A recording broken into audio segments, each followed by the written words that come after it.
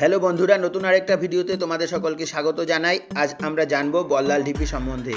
বাংলার সেন রাজবংশের দ্বিতীয় রাজা ছিলেন বল্লাল সেন। তার রাজত্বকাল ছিল 1160 থেকে 1179 পর্যন্ত।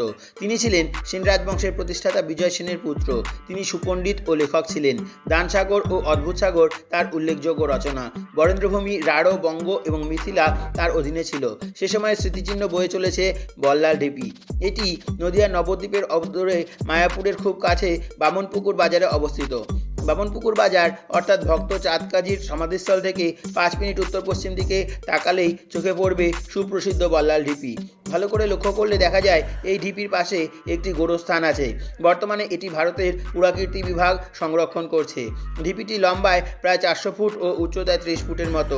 এই ঢিপির বেশিরভাগটাই পোড়ামাটির ইট, চুন ও সুরকি দিয়ে তৈরি হয়েছে। বল্লাল সেনের গ্রন্থ অনুসারে এটি 800 বছরেরও বেশি পুরানো।